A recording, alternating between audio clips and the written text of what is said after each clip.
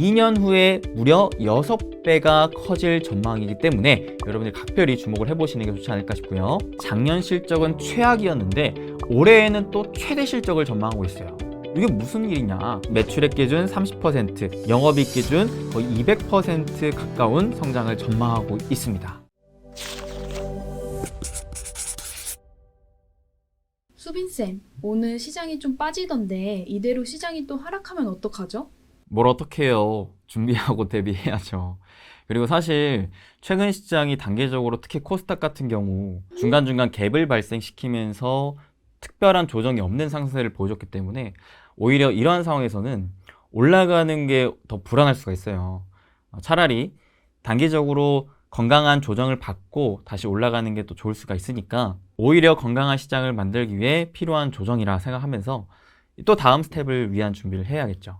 그래서 오늘 제가 특별히 그럼 다음에 이 시장의 조정 이후 우리가 새롭게 주목해 볼 만한 주도주는 뭐가 될까? 이런 부분에 대한 얘기를 해볼게요. 오늘도 본격적인 시청 앞서서 좋아요, 구독 한 번씩만 눌러주세요. 돈 드는 거 아니니까 한 번씩만요. 우선 우리 여러분들도 아셔야 될 게 최근 시장이 종목 장세가 나오고 있거든요. 그러면서 1, 2월에 로봇과 AI, 그 다음에 반도체 관련 주들이 굉장히 강세를 보여줬습니다. 근데 종목 장세가 뭐예요? 종목 장세는 시장은 크게 오르지 않는데 그리고 대다수의 종목들이 올라가는 건 아닌데 일부 종목들만 계속해서 올라가는 장세를 의미를 해요. 이런 장세가 특히나 개인 투자자분들이 어려워하고 소외감을 느끼고 엇박자 타면 계속 손해만 날 수 있는 시장이거든요. 왜냐면 점점 사람을 조급해하게끔 만들기 때문에 그래요. 왜?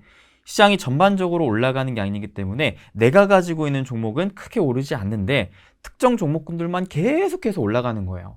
그러면 하루 이틀은 그러려니 하겠는데 이게 한 달, 두 달 지나다 보면 점점 사람이 배가 아프고 조급해지거든요. 야, 내 종목이 뭔가 잘못된 건가? 왜 저것만 자꾸 오르지? 아, 저거를 샀었으면 내가 그만큼 더 벌었을 텐데 내가 왜 굳이 이거를 사가지고 나는 계속 제자리 걸음만 하는 걸까? 아, 지금이라도 내 걸 정리하고 저걸 따라잡아야겠다 라는 생각으로 뒤늦게 따라잡았다가 오히려 그 종목이 무너지고 또다시 새로운 종목군들이 올라가고 계속 이런 반복이 되면서 본인만의 기준대로 선침의 관점에서의 시간에 투자하시는 분들이 아닌 남들이 돈 벌었다고 좋다고 하는 종목을 뒤늦게 따라잡으려고 하는 분들이 이런 시장에서 굉장히 큰 손해를 보십니다. 그래서 저 또한 그런 시장의 특징을 알기 때문에 우리 여러분들에게 계속해서 영상을 통해서 알려드리는 게 지금 강한 종목이 아니라 이 강한 종목의 특징을 우리가 파악을 하고 그를 기반으로 다음은 뭐가 올라갈까? 이런 식의 분석을 통해서 저의 생각들을 여러분들에게 공유드리고 있지 않습니까? 그래서 오늘도 마찬가지 로봇 AI 반도체가 계속해서 올라가기만 할 수는 없어요. 특히나 시장이 조정이 나올 때는 최근에 강했던 놈들 위주로 쏟아낼 가능성이 매우 크기 때문에 지금 그런 종목군들을 뒤늦게 따라잡는 매수는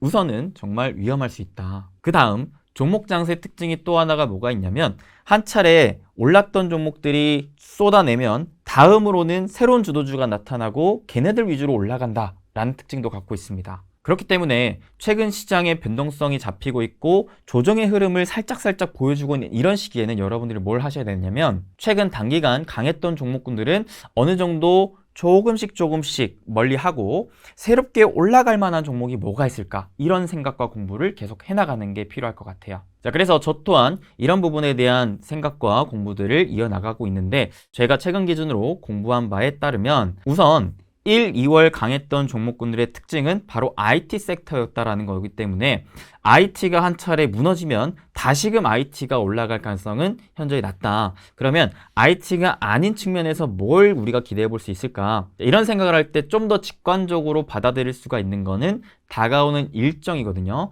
그 일정에 따른 수혜주를 한 차례 기대해 볼 수가 있겠는데 3월에 정말 중요한 일정이 크게 두 개가 있습니다. 우리나라는 워낙 수출 국가이고 미국과 중국의 경제 영향을 크게 받는 국가이기 때문에 미국과 중국의 경제 흐름뿐만 아니라 이들이 경제를 살리기 위해 어떤 부양책을 쓰느냐, 그에 따른 수혜주는 무엇이 있느냐 이런 부분에 또 밀접한 관계도를 맺기 마련인데요. 지금은 전 세계적으로 특히나 경제 침체 국면으로 빠지고 있는 상황이기 때문에 각 국가, 미국과 중국뿐만 아니라 유럽, 우리나라 마찬가지 경기를 살리기 위해서 정부 입장에서 부양책을 계속해서 내세우고 있는 입장입니다. 그러니 우리는 일단 미국과 중국을 중심으로 한 이 경기 부양책에 한 차례 관심을 가져야 되는데, 다음 달 3월 우선 미국의 강력한 부양책 중에 하나인 IRA 법안, 이에 따른 세부 조항이 발표되는 시기입니다.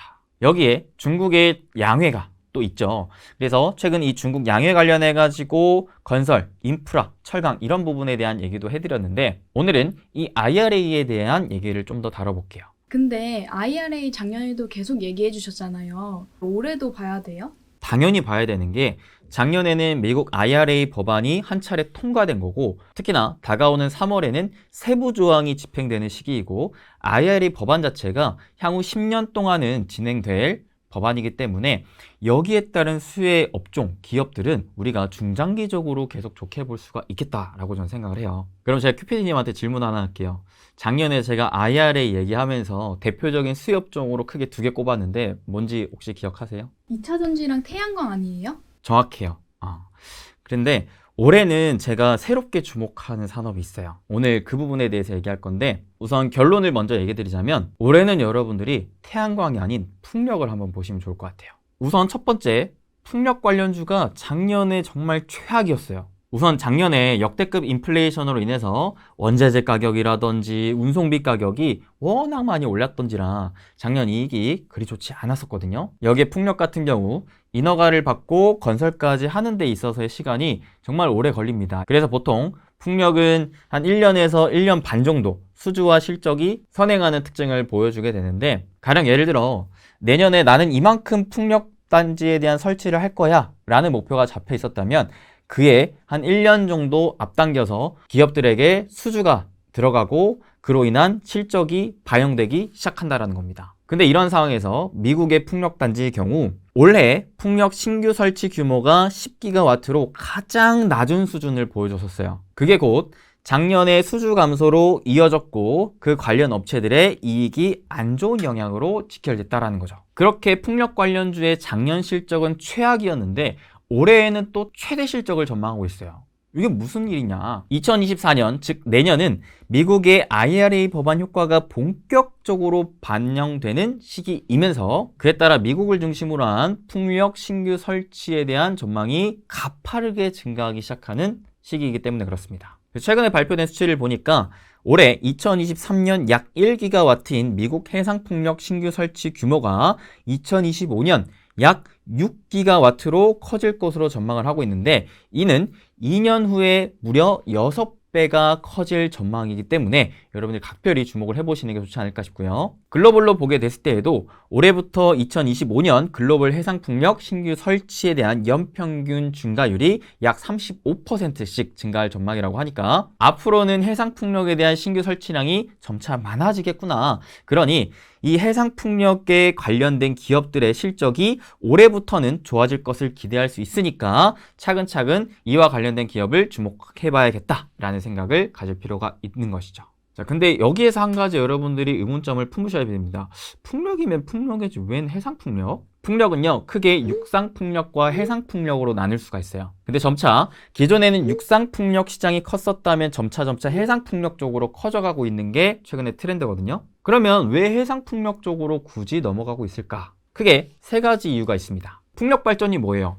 바람으로 인해서 그 바람개비처럼 생긴 이 풍력 발전소가 빙글빙글 돌아갈 때 돌아가는 운동 에너지를 갖다가 전기 에너지로 만들어내는 걸 풍력 발전소라고 부르거든요. 그럼 여기서 중요한 건 결국 많은 전기의 효율을 내기 위해서는 이 뺑글뺑글 돌아가는 터빈이 보다 빠르게 그리고 보다 일정하게 자주 많이 돌아가야 좋은 것이죠. 근데 육상에 비해서 해상이 아무래도 그 바람의 강도가 세고 그 다음에 방향도 일정하기 때문에 이 뺑글뺑글 돌아가는 터빈을 계속해서 육상보다는 잘 돌아가게끔 만들어줄 수가 있다는 겁니다. 그 다음에 상대적으로 육상에 설치하는 건 대형 발전소를 설치하는 게 좀 제한적이에요. 왜냐? 아무래도 지리적으로 주변에 집이 있다거나 산지가 있다거나 하면은 거칠 게 많잖아요. 나무도 베어야 되고 가정마다 들려서 양해도 구해야 되고, 그 다음에 설치를 한들 바람의 세기가 그렇게 강하지 않기 때문에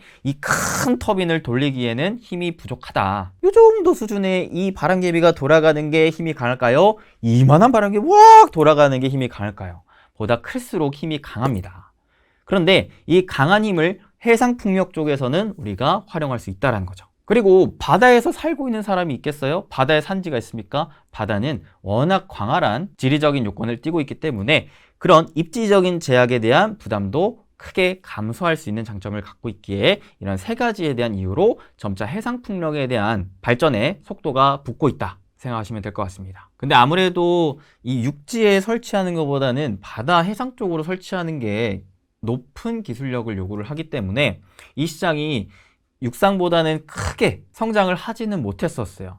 근데 이거를 바꿔 말하면 지금은 크지 않은 시장이 앞으로 커질 수 있겠다라는 생각을 가질 수가 있기 때문에 이 시장에서의 앞으로의 성장성을 기대해 볼 수가 있다는 거죠. 그리고 또 중요한 게 올해부터 2025년까지 이 국가별 신규 풍력 설치 규모 증가율 중에 가장 높은 국가가 누구냐? 미국이거든요. 미국이 82%, 중국이 34%, 유럽이 19% 정도로 미국이 압도적으로 높습니다. 그리고 미국, 중국, 유럽 이 세 개 국가 모두가 다 해상풍력에서의 성장률이 두드러질 것으로 기대가 되고 있는 상황이에요. 자, 그럼 풍력 중에서도 해상풍력을 우리가 주목을 해봐야 되겠구나.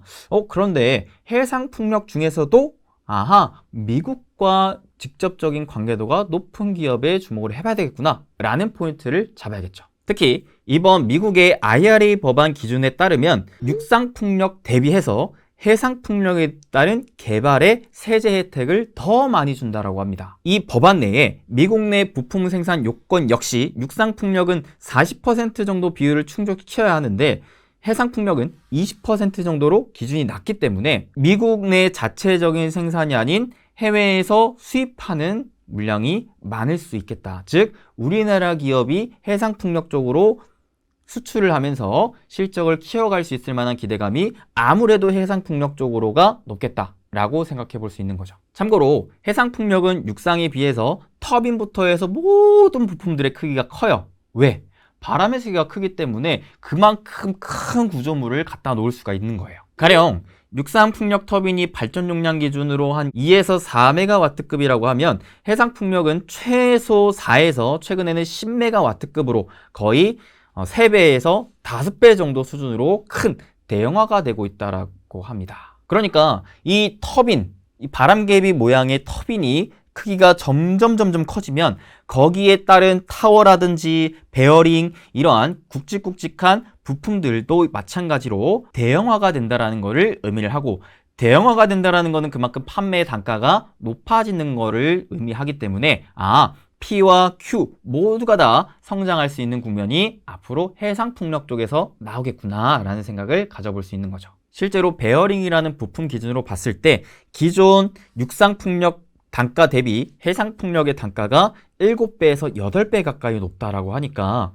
이거는 P에 대한 모멘텀이 확실히 커질 수 있겠구나, 가격이 올라가는 만큼 실적을 더 크게 낼 수가 있겠구나 라는 생각을 가져볼 수 있는 겁니다. 그리고 분명 아셔야 될 게 이 신재생 에너지로의 전환은 미국만 하고 있는 게 아니라 지금 지구 온도 상승폭 제한을 위해서 각 국가들이 이 친환경 산업 정책을 계속 강화하고 신재생 에너지 쪽으로의 투자를 확대하고 있는 국면이기 때문에 여러분들이 충분히 중장기적으로 이 분야에 있어서도 관심을 가지시면 좋을 것 같아요. 그러면 해상풍력 중에서도 미국에 좀 더 관련이 높은 대표적인 기업이 있을까요? 한 3개 정도 기업을 주목해 보시면 좋을 것 같은데, 첫째로는 CS 윈드입니다. 이 기업은 미국 내에 생산 시설을 확보를 해놨기 때문에 IRA 법안을 통해서 세액공제 혜택을 직접적으로 받을 수 있는 기업이기 때문에 그래요. 이 기업은 풍력 발전기의 기둥 부분인 이 타워를 전문적으로 생산한 업체로서 연간 풍력 타워 생산 능력 기준 세계 1위 기업입니다. 근데 매출 비중으로 따져보면 유럽 매출이 전체 50% 정도 차지하고 있기 때문에 미국의 IRA 법안 수혜를 기대할 수는 있지만 실질적으로 매출이 IRA 법안으로 인해서 폭발적으로 늘어날 것은 살짝 제한적일 수 있다. 왜? 전체 매출 비중이 유럽 쪽이 강하기 때문에. 근데 그럼에도 불구하고 최근 기준 발표된 거를 보면 CS 윈드의 올해 예상 실적을 작년 대비 매출액 기준 30%, 영업이익 기준 거의 200% 가까운 성장을 전망하고 있습니다. 그리고 두 번째는 CS 베어링인데 저는 개인적으로 이 기업을 조금 더 주목하고 있어요. 왜냐? CS 베어링 매출 비중의 약 70% 정도가 GE 쪽으로 나오거든요. 근데 얘가 미국 풍력 시장과 거의 동일하게 움직이고 있는 부분이기 때문에 상대적으로 CS 베어링이라는 기업은 CS 윈드보다는 미국향 매출 비중이 높다라고 판단하시면 될 것 같습니다. 그리고 그 고객사인 GE가 최근에 발표한 바에 따르면 육상 풍력은 올해 북미 지역에서의 신규 수주가 50% 이상 증가할 것으로 전망을 했고 해상 풍력은 올해 매출액이 전년 대비 2배 이상 늘어날 것으로 전망을 잡아놨습니다. 그러니까 대표적인 고객사인 GE의 성장성을 최근에 부각을 받았기 때문에 그에 따른 CS 베어링 역시도 기대를 해볼 수 있지 않을까 싶은 거죠. 근데 CS 베어링처럼 이렇게 하나의 고객사의 의존도가 너무나 높은 건 일정 부분을 리스크로 작용할 수가 있겠는데 이런 부분도 인지를 하고 있는지 올해부터는 새로운 고객사를 다변화할 것을 또 움직임 보여주고 있습니다. 뭐냐? GE 외에 베스타스, 그 다음에 ST 아리아 같은 기업들과의 품목 승인이 지금 진행 중인 상황이기 때문에 이게 또 이루어지면 판매가 다변화될 수 있겠다라는 부분이고요. 또한 CS 베어링의 주요 제품이 피치 베어링, 요 베어링 이 분야고 규모가 육상풍력 위주의 중소형화 2메가와트에서 3메가와트 쪽인데 최근 수년 동안 계속해서 준비해왔던 대형화가 이루어지고 있는 시점에서 이 대형 베어링 제조에 특화된 베트남 공장 생산 능력 확장이 마무리 단계에 있기 때문에 이게 완공을 짓는다면 충분히 대형화로 인한 매출 단가 상승과 함께 실적 대폭 기대를 해볼 수가 있겠습니다. 그 다음 마지막으로는 사명을 변경한 삼강 M&T, 지금의 SK 오션 플랜트인데요. 얘는 그 풍력단지의 하부 구조물을 만드는 업체라고 보시면 됩니다. 근데 이 하부 구조물 시장 자체가 워낙 공급자 우위 시장이 심화되고 있고 이 기업의 가치는 현재 저평가 상태가 심해지고 있는 상황인데 중요한 건 올해부터 해상풍력 관련된 매출 비중이 54%로 급성장할 전망을 잡고 있기 때문에 점차 이 해상풍력에 대한 모멘텀을 받아서 부각받을 수 있는 기업이 아닐까 싶은 생각이 들었습니다. 국내 해상풍력 관련된 기업들 모두 다 하반기로 갈수록 실적 모멘텀이 점차 커질 것을 전망하고 있는 상황이고요. 워낙 진입 장벽 역시도 높은 사업이기 때문에 제가 오늘 알려드렸던 기업들 위주로 수주가 쏠릴 가능성이 높아 보입니다. 그러니 본격적으로 IRA를 통해서 내년부터 이 미국 내에 해상풍력에 대한 성장성이 크게 확보가 될수록 오늘 말해드린 기업들이 점차 수주와 함께 실적에 대한 기대치를 앞으로 중장기적으로 좀 기대감을 키워갈 수 있지 않을까라는 생각을 가지면서 오늘 이렇게 준비해봤습니다. 그래서 오늘도 이렇게 앞으로 다가올 시대에 따라서 지금 당장 중요한 게 아니라 점차 다음은 뭘까에 대한 또 생각과 또 공부를 한 걸 토대로 정보를 공유해드렸습니다. 이처럼 여러분들이 당장 눈앞에 있는 것만 보지 마시고 점차 내가 앞으로는 뭘 봐야 되는지 뭐가 수혜를 받을 수 있는지 지금은 크게 오르지 않았지만 왜? 투자는 미래하는 것이기 때문에 미래를 보고 여러분들의 시야를 좀 더 넓게 가져가시길 바라겠습니다. 그럼 오늘 이렇게 마무리하도록 할 테니까요. 오늘도 영상 도움이 되셨으면 여러분 잊지 마시고 좋아요, 구독, 댓글 한 번씩 남겨주세요. 그리고 여러분들 댓글 남겨주시면 제가 여러분들 정말 힘내시라고 이 주식시장에서 여러분들 진짜 승리하시고 돈 많이 버시라고 응원을 담아 제가 댓글을 하나하나 다 읽고 하트를 계속 눌려드리고 있거든요. 그러니 혼자 맞서서 이겨내기 힘든 시장 같이 이겨냈으면 좋겠고 이 하트에 또 기운까지 받아서 여러분들 더 힘내시길 바라겠습니다. 그럼 저는 다음에 또 좋은 정보와 영상으로 찾아뵐 수 있도록 하겠습니다. 여러분 항상 건강하시고 행복되세요. 뿅.